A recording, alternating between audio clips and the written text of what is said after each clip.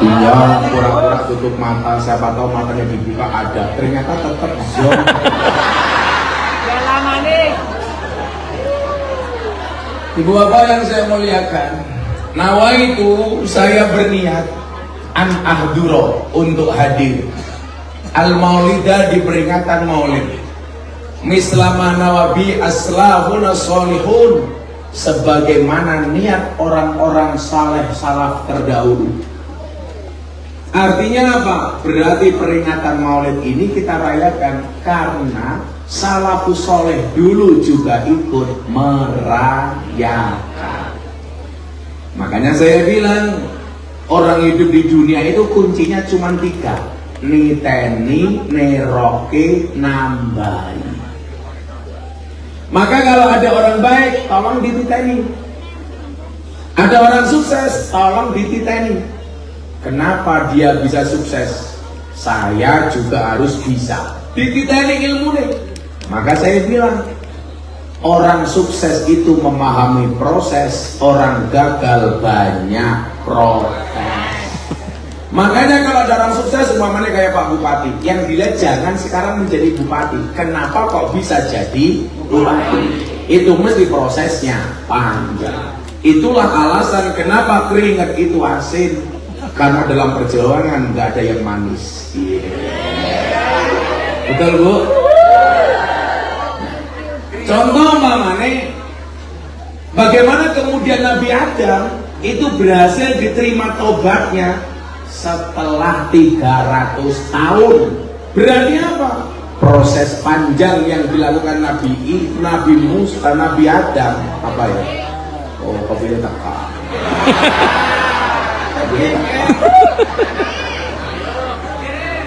Gercang kamu durung.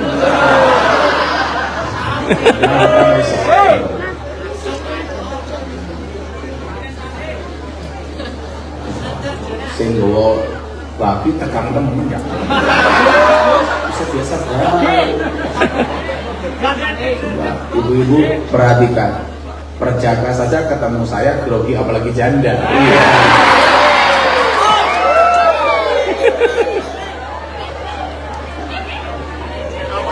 Iya empuk jadi. Tapi ini ada peningkatan daripada tadi di penahan, tegannya lebih besar ini. Kalau tadi kecil, lahirnya anaknya juga lucu, tegannya 1, sedotannya segini banyak. Canggung. Masa pengantinnya udah kayak ini? Kata memang ya.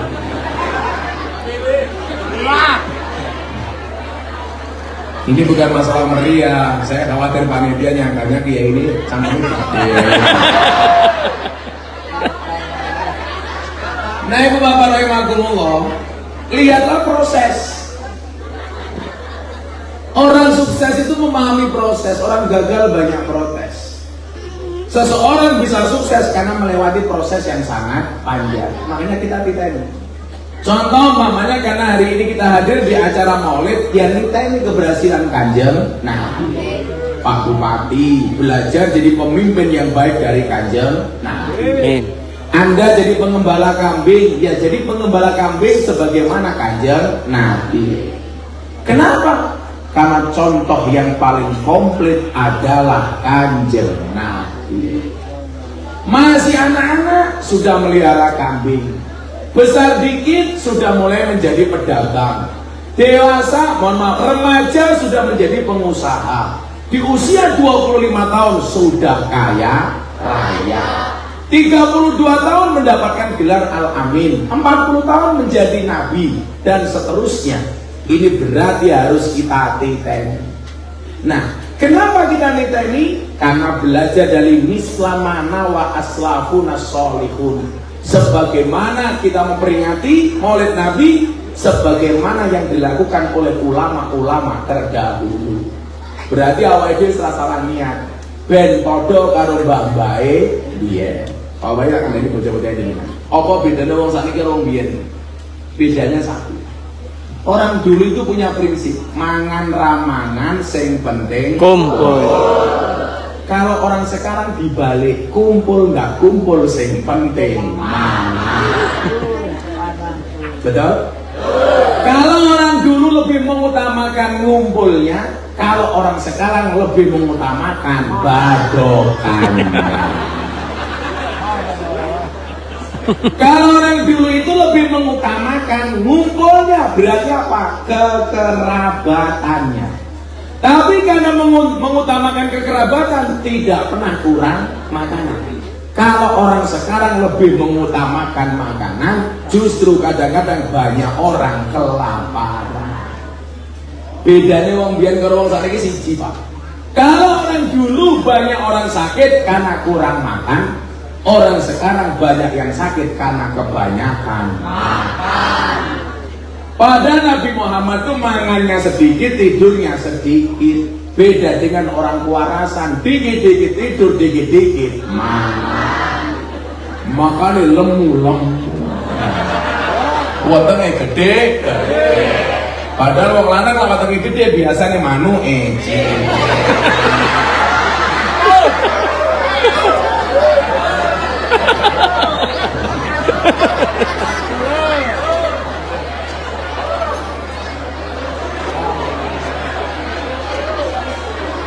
Apakah itu ilmiah? Saya jawab ilmiah.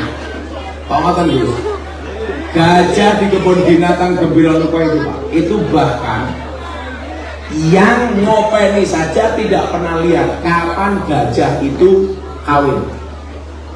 Kenapa? Karena gajah malu kalau kawin dilihat sama orang. Pertanyaannya, kenapa gajah malu kalau kawin dilihat sama orang? Karena gajah malu badannya besar, burungnya kecil. Berarti kesimpulannya lawang lanang wetenge gede biasanya manuke cilik. Lah Gus Miftah wetenge cilik berarti manuke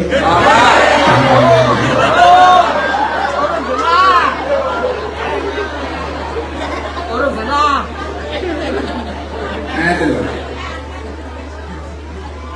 Kita niat maulid ini hadir seperti niat mbah-mbah kita dulu. Aslafuna sholihun, orang-orang soleh sebelum kita. Makanya kenapa kalau kita banyak kirim Fatihah untuk orang-orang soleh sebelum kita, betul? Kemudian niat berikutnya apa? Wa biniyati taqimi syahri wiladatin nabi. Niatnya adalah untuk memuliakan bulan kelahiran Kanjeng Nabi. Pak Bupati ulang tahun saja, istrinya heboh. Malam-malam jam 12 malam ketok kamar. Assalamualaikum Beb. Happy birthday Beb. Ya kalau Pak Bupati Beb ya pantes. Tapi kalau ibu kewarasan ya pantes. Masa uang kewarasan kalau suaminya sok iman. Assalamualaikum Papa. Iya Mama.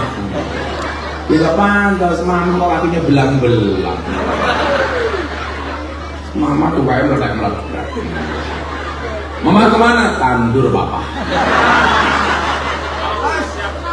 Ya kalau Pak Bupati kan enak. Kemana Pak Bupati? Kemana Papa Bupati? Ngantar Mama. Dan bujumu kemana Papa? Nimbal teletong Mama. Apalagi ini bulan di mana Kanjeng Nabi lahir. Makanya wabiniyati takdimi syahri wiladatin Nabi.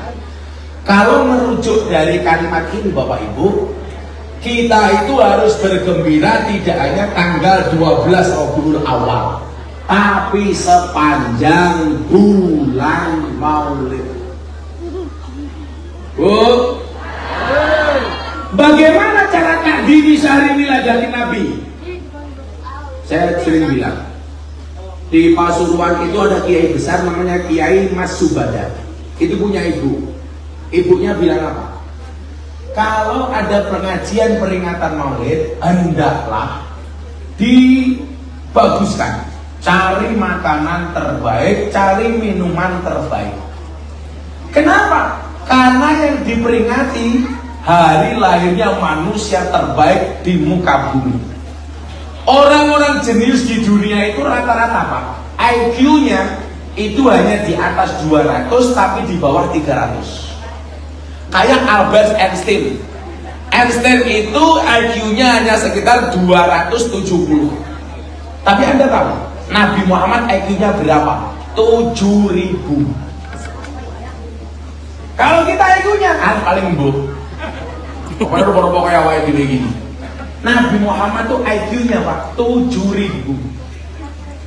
Albert Einstein itu hanya 2.700. Pak Habibie itu hanya 200. Sekelas Pak Habibie loh 200. Oh meneh lurai kene.